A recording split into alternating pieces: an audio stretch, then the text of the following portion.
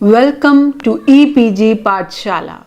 I am Dr. Neeru Tandon from Department of English, VSSD College, Kanpur. We are discussing paper Linguistics and in it module number 12, Derivational and Inflectional Morphology. It has been written by Ms. Anishka Adhikari, who is an independent researcher, University of Hyderabad. In this particular module, as we have already discussed what is morphology and what is the role of morphology in the linguistics, and in this also, before discussing these two types of morphology, once again we will understand what is morphology. So language is analyzed at various levels. As maintained by many linguists, language is analyzed at these levels like sounds, that is phonetics and phonology, words, basically morphology, structure, that is syntax, context, that is pragmatics, which just explains that meaning to you, and that comes in the form of semantics. Now we are concerned in this module with morphology. We know that morphology is the study of words, but it studies the internal structure of the words and how they change their form to generate new words, and the kinds of different roles they play in a sentence is strictly following the linguistic rules is being studied. It is primarily concerned with the internal structure of words, whether these be simple or complex words, whether they contain grammatical information or have a purely lexical status.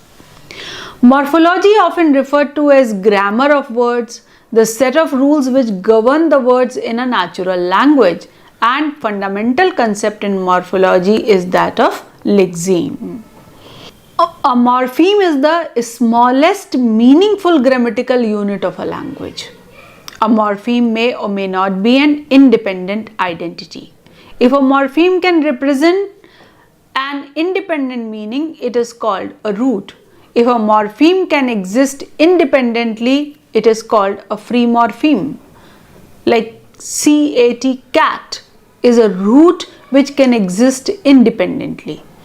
But when we add s, so this s on the other hand is the plural marker, but on its own s has got no meaning to convey. Bound morphemes appear as a part of a word.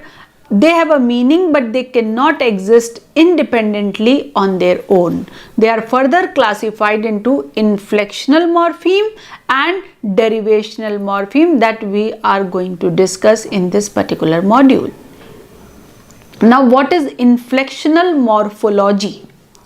Inflectional morphology creates new forms of the same word, whereby the new forms agree with the tense, case, voice, aspect, person, number, gender, and the mood of an utterance.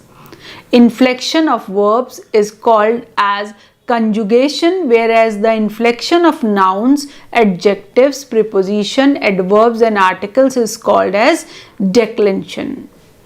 Inflected form of a word often contains both one or more free morphemes, a unit of meaning which can stand by itself as a word, and one or more bound morphemes, that is a unit of meaning which cannot exist independently as a word. Now, what is invariant? Words which never undergo the process of inflection are said to be invariant. For example, the English verb must is an invariant item. It never takes a suffix or changes form to signify a different grammatical category. Must is must. Its categories can be determined only from its context. For example, you must put down your thoughts in writing.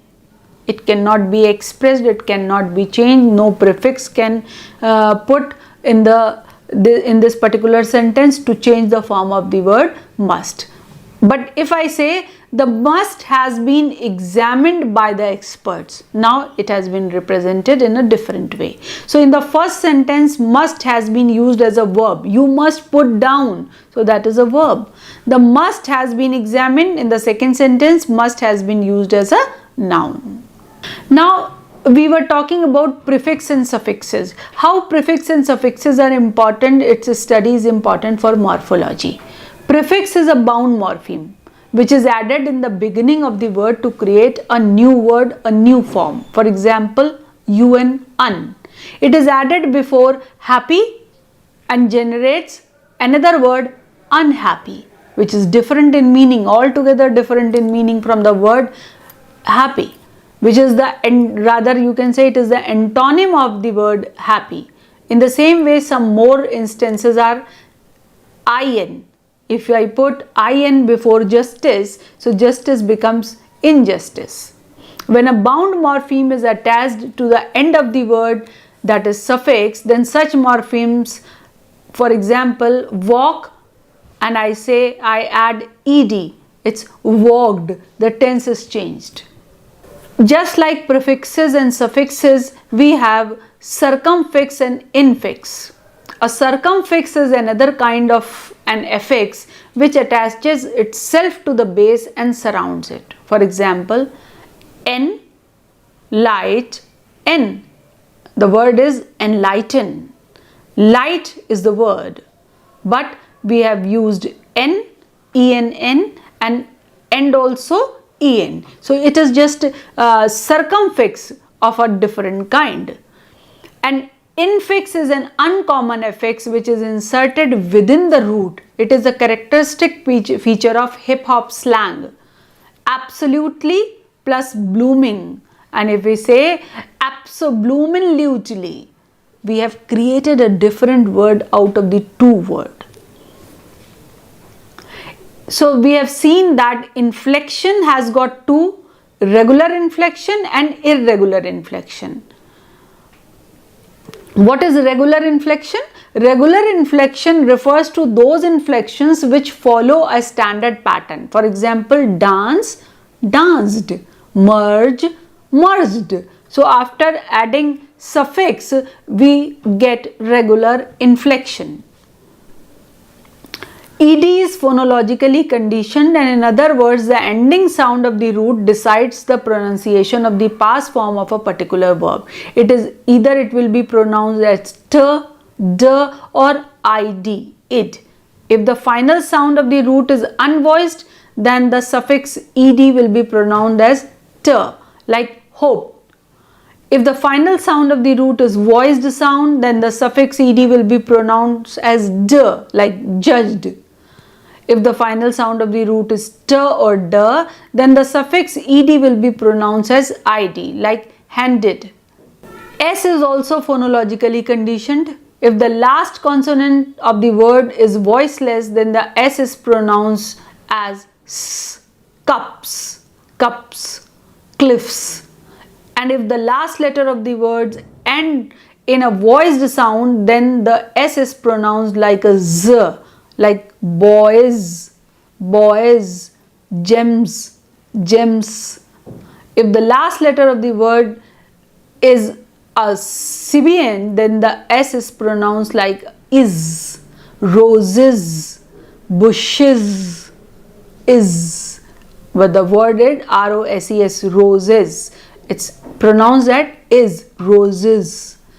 S is also phonologically conditioned, and we have seen how it is conditioned, and that tells us how to pronounce it correctly. There comes the role of irregular inflection. Words with irregular inflections do not follow the previously mentioned regular patterns. For example, mouse become mice, child becomes children. So that is, we cannot just put S or D or ED and change the word. The word is altogether changed. One mouse is mouse, more than one is mice. One child is child, and more than children. This is known as irregular inflection. Then we have suppletion, another process which occurs in inflection morphology. What is it?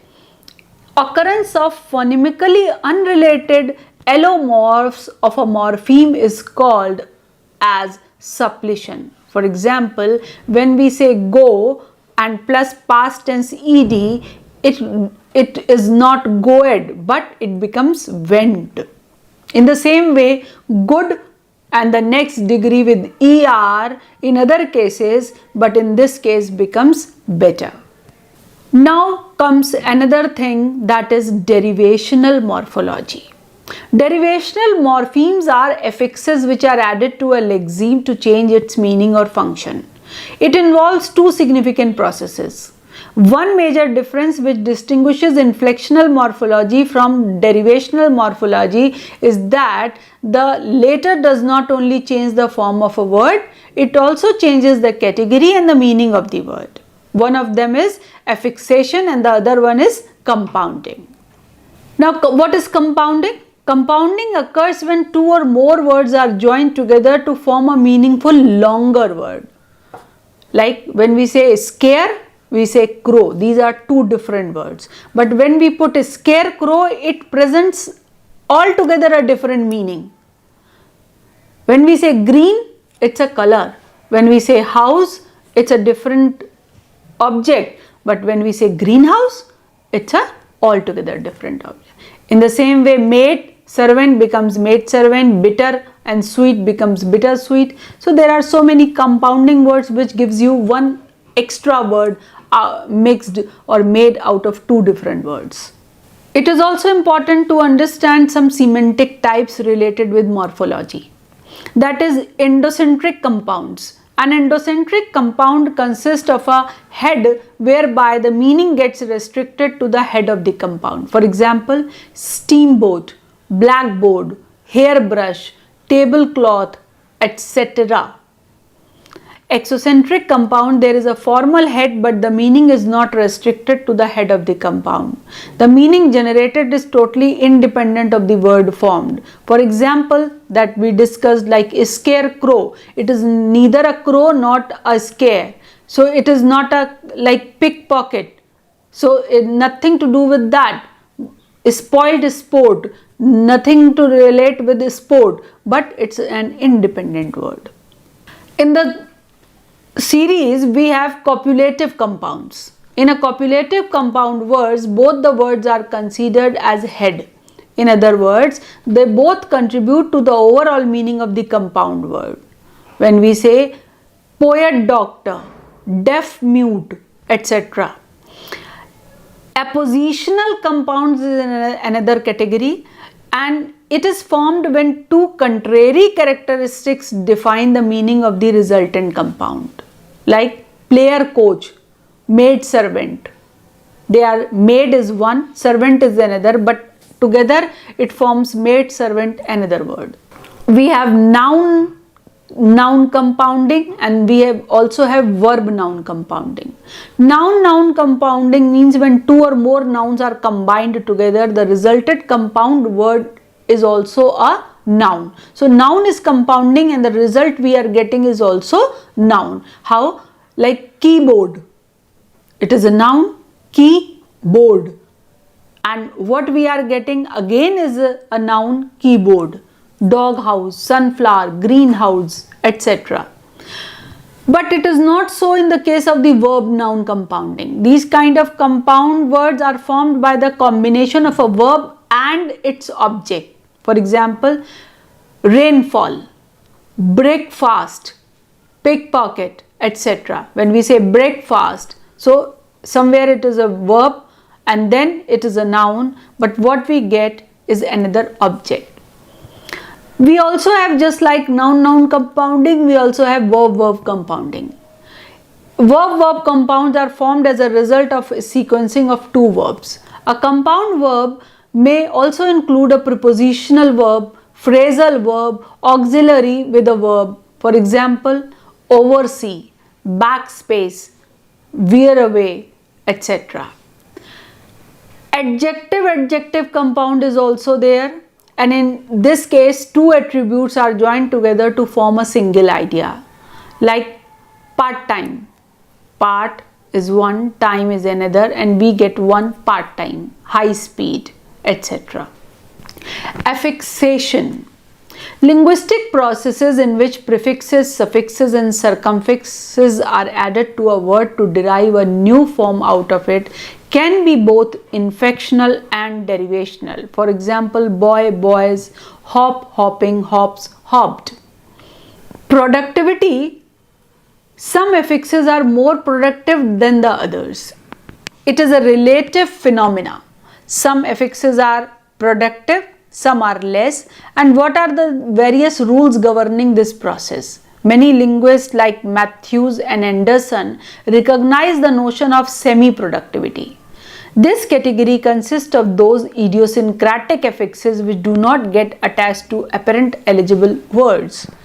Not only this, when such affixes are used, then the resultant meaning of the word gets narrowed significantly.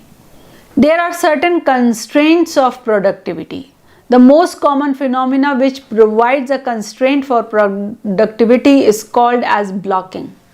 It happens due to some specific semantic, phonological or morphological reasons, like blacken, black plus en, blacken. We have phonological constraints. In the case, suffix en can be added to a word which ends with an obstruent sound, and morphological constraints are other affixes which are sensitive, and words which take izi suffix can be converted into a noun by adding another suffix ation. For example, generalize. General, when we just put ize, generalize, and then we can change it into generalization.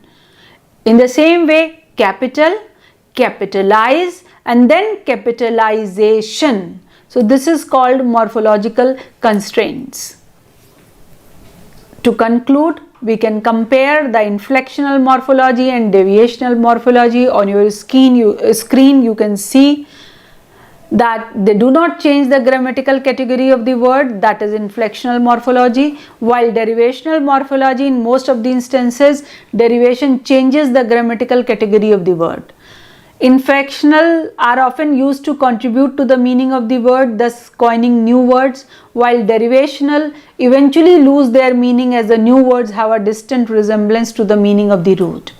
Inflectional tend to occur outside the derivational affixes, while derivational have major chances of getting attached to the root.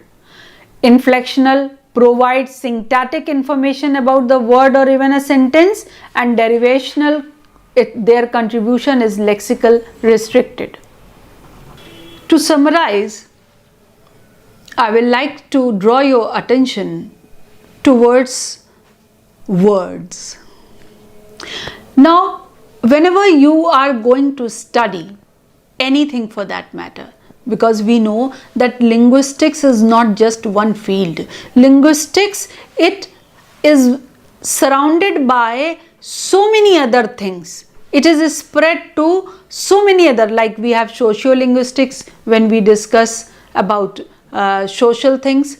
We have psychological, we have it is in the field of anthropology, psychology, neurology, computational linguistics we have, so applied linguistics we have. But all of these, one thing is common, that is morphology, words, study of words. And when we discuss morphology, then for a general reader, for a common reader, it comes, how do we coin these words? In this module, we have learned how to coin new words with the root word by adding prefixes, suffixes, and many other. So in this way, when we add prefixes, we have different, when we have suffixes, we have different, and there are some words in which we add both prefixes and suffixes. Like a beautiful word I given you, enlighten. So we have n as prefix and n as suffix both, and enlighten is a beautiful word that is with us. En is a separate word, light is a separate word. So how to make further words with the help of suffixes and prefixes that can be a very good exercise for our students to create new words, to just learn new words with the help of the prefixes, suffixes and other things. Thank you for visiting EPG Pathshala.